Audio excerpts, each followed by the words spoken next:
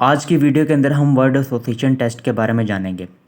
ISSB की 3 dimension होती है सिलेक्शन की, एक साइकोलॉजिस्ट वाली, एक जीटीओ और एक इंटरव्यू। अब वर्ड एसोसिएशन जो टेस्ट होता है वो साइकोलॉजिस्ट की डायमेंशन के अंदर आता है। वर्ड एसोसिएशन टेस्ट जो होगा वो डे 1 पर लिया जाएगा। आपको ब्लैंक पेजेस दिए जाएंगे और प्रोजेक्टर स्क्रीन पर 100 वर्ड शो होंगे।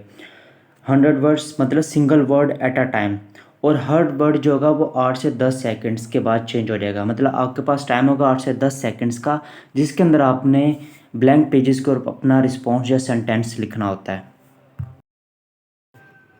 अब ये जो चीज़ें हैं ना, ये सबको पता होती हैं कि किस दिन टेस्ट होता है और टेस्ट का मतलब फॉर्मेट क्या होता है। अब जो वीडियो बनाने का मकसद ये है कि how we can perform well in the words association test, मतलब हम कैसे ये टेस्ट अच्छा दे सकते हैं या अच्छा परफॉर्म कर सकते हैं। लेकिन सबसे पहले हमें चीज़ जाननी है कि कैंडिडेट्स क्या गलतियां करता है, उसको क्या मुश्किलात आती हैं वर्ड्स एसोसिएशन टेस्ट के दौरान। देखें, कोई भी वर्ड प्रोजेक्टर स्क्रीन पर शो हुआ, कोई भी हो सकता है, ठीक है। तो पहली जो चीज़ होती है, जो कैंडिडेट मोस्टली देखा गया है कि वो वर्ड शो होता है, कैंडिडेट्स को उस वर्ड्स का मतलब ही पता नहीं होता। मतलब उसकी उर्दू के अंदर मतलब पता होगा तो फिर ही कोई वो सेंटेंस बनाएगा या रिस्पॉन्स देगा। तो वोकैबुलरी इशू काफ़ी कैंडिडेट्स के अंदर देखा गया। उसके बाद अगर उनको वर्ड्स का मतलब पता है लेकिन कोई जहन में आइडिया ही नहीं आता कि क्या रिस्पॉन्स दे, क्या सेंटेंस दे। मसलन एक वर्ड्स आ जाता है रन, ठीक है, वो फिर इस तरह के जुमले बनाता है, I run, he runs, she runs. तो ऐसे मतलब कोई एक इम्प्रेसिव जो सेंटेंस जिसको कहते हैं वो नहीं बन पाता। फिर उसके बाद 8 से 10 सेकंड का जो टाइम होता है वो इसलिए रखा गया ताकि टाइम प्रेशर के अंदर जो भी रिस्पॉन्स आप दें वो नेचुरल हो।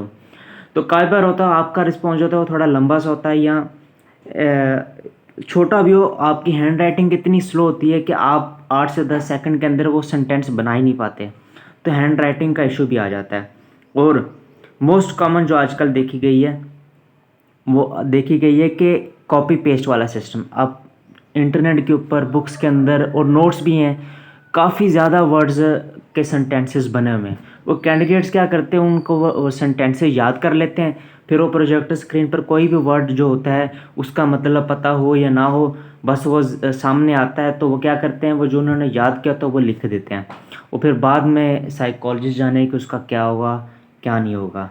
ठीक है, ये जो चीज़ें हैं ना, ये जो है सब बैड इम्पैक्ट डालती हैं आपके वर्ड्स एसोसिएशन टेस्ट पे।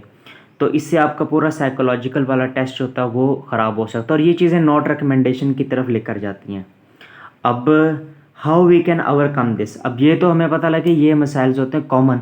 अब इनको कैसे सॉल्व किया जा सके, कैसे हम इनको मतलब ओवरकम कर सकते हैं।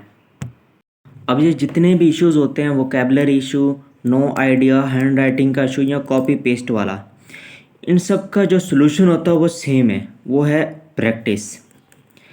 आपको क्या करना है, देखें सबसे पहले कि जब आपका आईएसएस भी होता है ना, उससे पहले आपके पास काफ़ी टाइम होता है। इनिशियल इंटरव्यू के बाद भी काफ़ी टाइम होता है कि आप ना पूरे आईएसएस की तैयारी कर सकें। तो आपको यही करना है कि आपके पास बुक्स भी होंगी, नोट्स भी होंगे, या इंटरनेट के ऊपर भी हज़ारों वर्ड्स मिल जाएंगे आपको। आपको क्या करना, कॉपी लेनी है, उसके ऊपर हर वर्ड का तकरीबन 5-5 सेंटेंसेस बनाने, अपने सेंटेंसेस बनाने अपने लिए, ठीक है। उससे क्या होगा, आप जब जितने ज़्यादा वर्ड सॉल्व करेंगे तो उससे आपका वोकैबुलरी इशू जो होगा वो भी ठीक हो जाएगा, वो सॉल्व हो जाएगा। और आपके पास 5-5 सेंटेंसेस होंगे या 3-3 जितने भी आप बना सकते हैं हर वर्ड के। तो जो नो आइडिया मतलब कोई भी उधर जहन के अंदर रिस्पॉन्स ही नहीं आता, मतलब एक तरह से आपका माइंड जो पॉज हो जाता है, वो भी इशू सॉल्व हो जाएगा। और फिर बाद में हैंड राइटिंग वाला इशू, जितनी ज़्यादा प्रैक्टिस करेंगे आपकी जो हैंड राइटिंग है उतनी बेहतर होगी, तो ये भी इशू सॉल्व हो जाएगा। और चौथा जो था कॉपी पेस्ट वाला, जब आप अपना लिखेंगे तो कॉपी पेस्ट करने की आपको ज़रूरत ही नहीं पड़ेगी। तो ये जो चीज़ है प्रैक्टिस वाला, ये आपको लाजमी करना है। अब ये जो हैंड राइटिंग होती है काफ़ी इंपॉर्टेंस रखती है। देखें कि आपको ब्लैंक पेज दिया जाता है, उसके ऊपर कोई लाइन नहीं होती। अभी काफ़ी कैंडिडेट्स ऐसे होते हैं जिनकी जो वो ब्लैंक पेज होता है, जो सेंटेंस बनाते हैं कोई फॉर्मेट ही नहीं होता। देखें वो एक सेंटेंस बनाते हैं, उसकी डायरेक्शन ऊपर की तरफ होती है, एक की साइड पे होती है, एक की उधर होती है, एक की उधर होती है। तो ये जब साइकोलॉजिस्ट के सामने ये पेज जाएगा आपका, तो ये एक बैड इम्प्रेशन शो करेगा।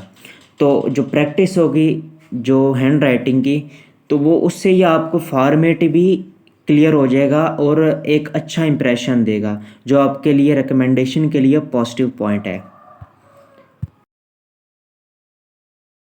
अब सेंटेंसेस आपके कैसे होने चाहिए? देखें, सेंटेंसेस जो हैं आपके नेचुरल होने चाहिए, पॉजिटिव होने चाहिए, इंफॉर्मेटिव होने चाहिए और इम्प्रेसिव होने चाहिए। ठीक है। अब यहाँ पर जो इम्पोर्टेंस है ना, वो पॉजिटिव सेंटेंसेस रखते हैं। देखें, आईसीएसबी के अंदर है ना, क्या सही है क्या गलत है ये मैटर नहीं करता। ये बोर्ड का एग्ज़ाम नहीं जहाँ पर आपको मार्क्स दिए जाएँ आपकी ग्रामर वगैरह, ये यहाँ पर जस्ट इन्होंने आपकी पर्सनैलिटी चेक करनी है। अगर उनके जो क्राइटेरिया आपकी पर्सनैलिटी उससे मीट करती है तो आप रिकमेंड हो जाएंगे, अदरवाइज़ क्या होगा, आप नॉट रिकमेंड हो जाएंगे। अब वो क्राइटेरिया क्या है? देखें, उन्होंने अपनी वेबसाइट्स के ऊपर या आपको किताब्स के अंदर भी लीडरशिप क्वालिटीज़ मिल जाएंगी। ठीक है। वो सिंपल सी हार्ड वर्किंग, कोऑपरेटिव वगैरह ना, ये आपको इन क्वालिटीज़ को अपने जहन में रखना है। आपके जो सेंटेंसेस हों उनके अंदर है ना ये क्वालिटीज़ शो हो रही हों। अब ये कैसे हो सकता है कि जो आप वहाँ पर सेंटेंसेस बनाएं उनके अंदर ये क्वालिटीज़ हों? देखिए, ये जो क्वालिटीज़ हैं लीडरशिप वाली, इनको आपने प्रैक्टिकली तौर पर अपनाना है। अब जब आप इन पर एक्ट करेंगे तो आपकी थिंकिंग भी वैसी होगी, और जो वर्ड्स प्रोफिशिएंट टेस्ट के दरमियान जो आपके रिस्पॉन्सेज शो होंगे वो भी इन्हीं के मुताबिक होंगे। तो मतलब कहने का ये है कि आपको प्रैक्टिकली तौर पर वैसा बनना है, कि कोशिश करनी है। आप वैसे बनेंगे तो तभी जाकर आप रिकमेंड होंगे और आपके चांसेस ज़्यादा होंगे। बाकी ये कि रिज़ल्ट जो होता है वो आपके हाथ में नहीं होता, आपके हाथ में प्रैक्टिस होती है, और आपने बहुत ज़्यादा प्रैक्टिस करनी है इस टेस्ट के लिए, इस पूरे एसएसबी के लिए। बाकी ये कि अगर वीडियो आपको पसंद आई है तो मतलब कुछ ना कुछ फ़ायदा हासिल हुआ, तो इस वीडियो को लाइक भी कर देना, सब्सक्राइब भी कर देना इस चैनल को। Thank you.